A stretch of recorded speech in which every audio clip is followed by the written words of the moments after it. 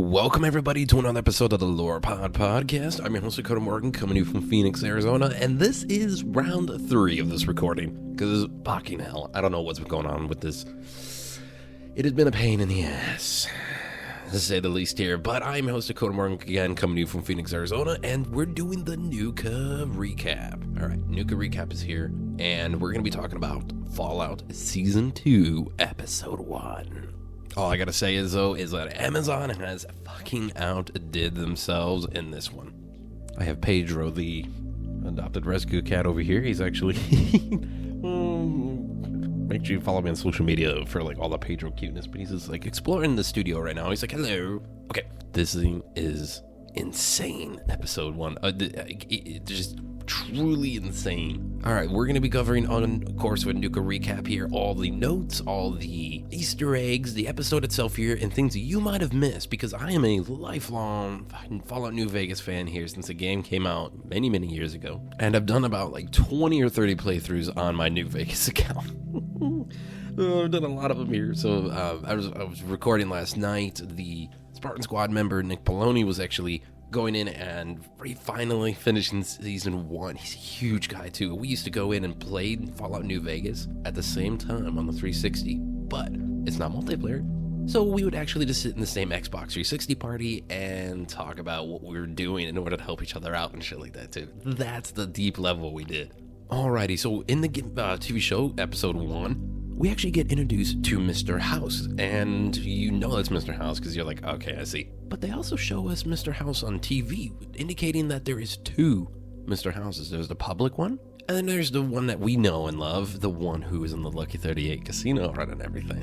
Which that is very Mr. House to give 2 fucking appearances there. I mean, in that world, you never know what might happen. And he was very adamant, by the way, about the H&H nail gun. So I think maybe the writers were like a big fan of the H&H nail gun. Because if I remember correctly, you can use that one as a weapon. And we actually get to see pre-war New Vegas as well. They're kind of free side, I want to say. As we go forward, though, we go to, of course, our main characters here, which we honestly did not see Maximus this time around, which was interesting. But we have notes on all that later. Now, if you're a fan of the video game, you know Novak, you know the classic dinosaur hotel where we have Boone, you know, the guy who had his wife sold into Caesar's Legion slavery and shit, and was a super good sniper and a great companion to have too.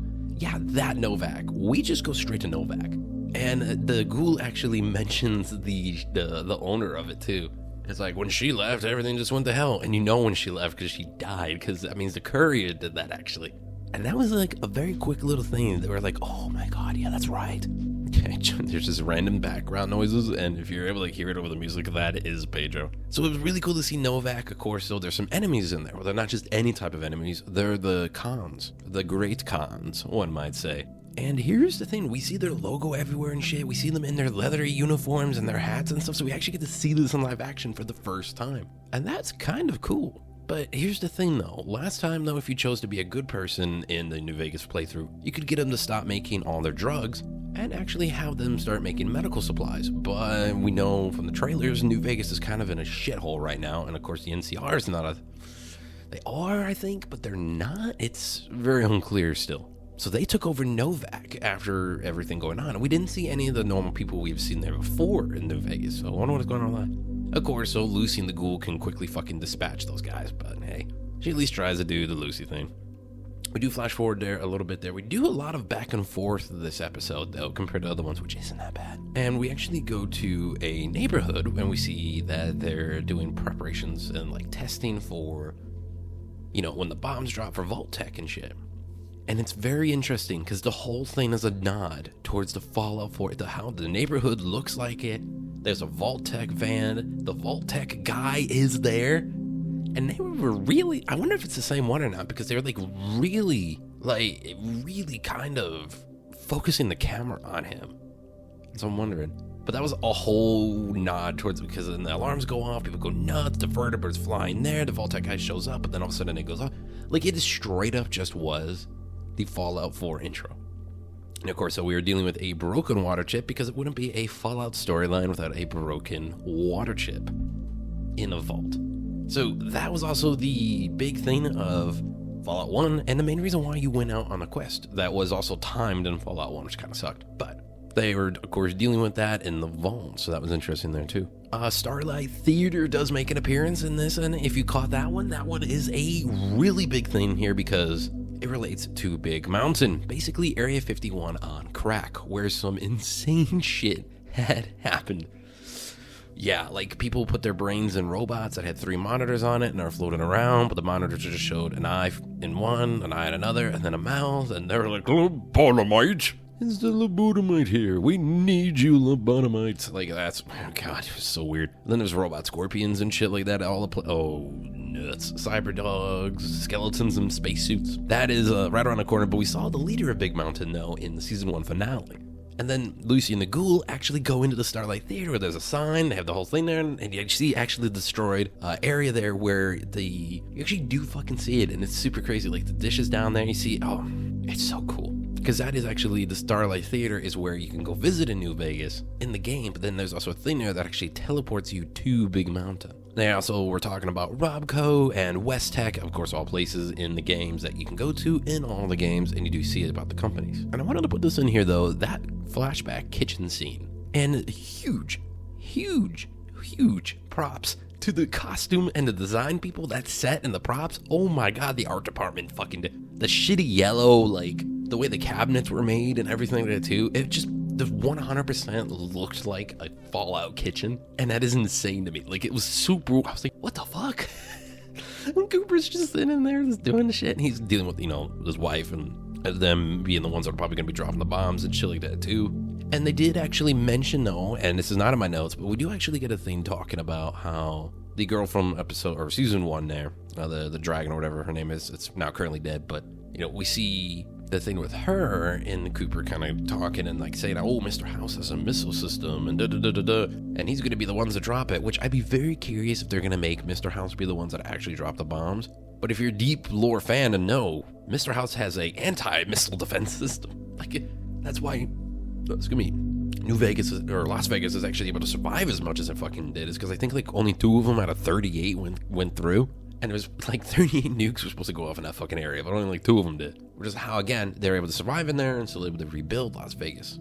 So that's going to be interesting to see how that goes. I wonder if the lore is going to... people are going to say the lore changed, And I'm like, dude, motherfuckers, it has not changed yet. Until we get confirmation that House did it, you know already that he doesn't. But these people don't know that shit. All right.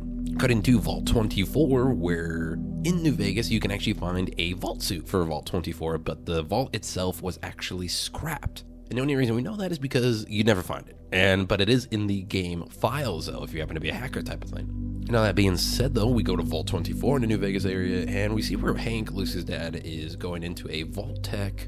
Well, that's actually later. We actually, Vault 24, all the people there are kind of going communist. Like, they're all about the communist regime, they're all about being able to talk to, like, they're just all about, like, communism there. And you could tell that it all had those brain chip things that Mr. House was doing, of course, in the intro that we did see. He's fucking around with people, doing very Mr. House stuff with money and manipulation and stuff. And so we do see, like, there was the early kind of versions of that in there, but so who the fuck else knows what the hell they were doing in there for sure.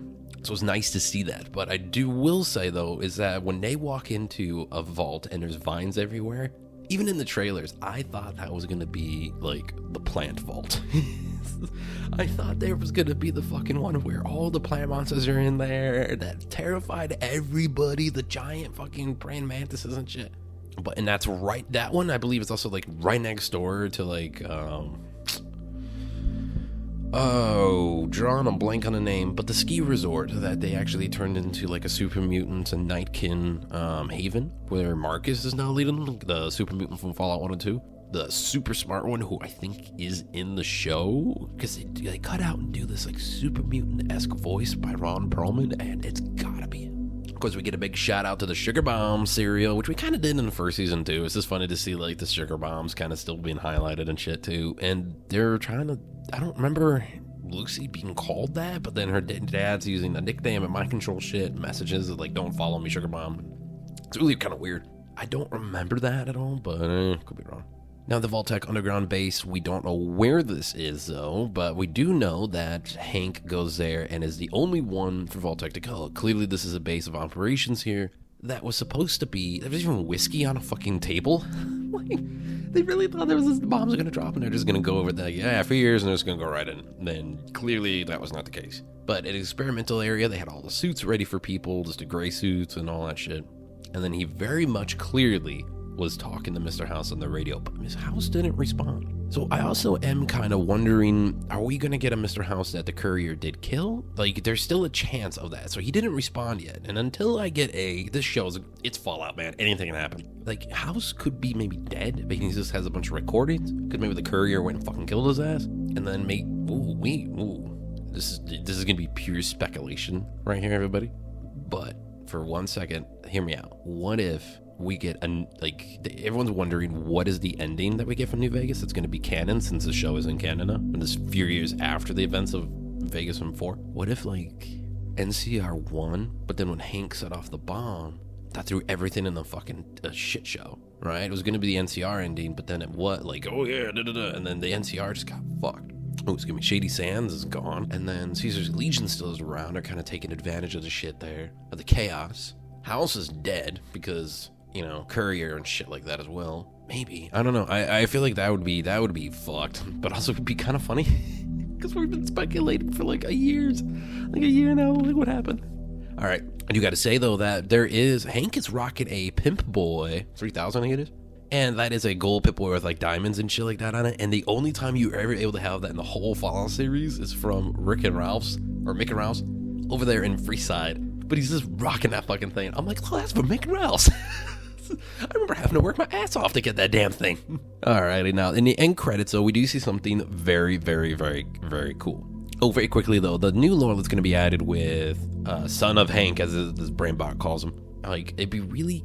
Like Norm unfreezing everybody, and then what all the vaults are going to be doing over there too, I'm slightly curious on. Like, they actually were doing enough in there to be like, oh, this girl's now the overseer, she's still gonna fucking kill everybody probably, but yeah, I'm really curious about what they're gonna do with that. I'm looking at it now though. Here is the big thing too. The end credits. Of course, in Fallout, the end credits usually are an Easter egg or a hint towards the next episodes and shit like that too, so we're gonna see what happens for sure. But we are actually getting the first little quote-unquote live action Prim. Like, in the end credits are showing you Prim. Prim, of course, they showed it pre-war and then after-war. It's like a little mini town with a roller coaster next door to the powder gainers that took over the town. You had to liberate it from them and such too. But that is also, we see the Mojave Express. We see Bison Steve, like the gambling area there, the motel and all that shit like that. Like, all the Prim stuff we do see, and it is really cool. I'm like, I was that proud.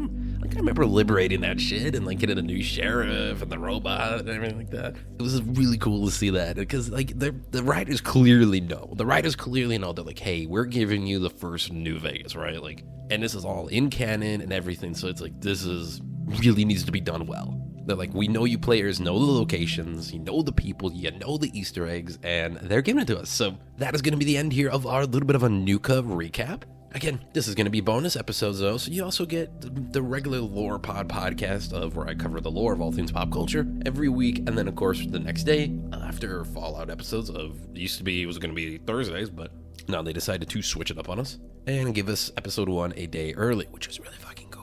Yeah, so be sure to do that. I am on social media, Instagram at Dakota_Morgan97, X at DakotaMorgan3, and my Twitch, CodaRex97. And I'm on YouTube if you're only listening on the podcast right now first, because I put this on podcast first and then YouTube. My YouTube channel with gaming playthroughs and much, much more is going to be on Dakota Morgan.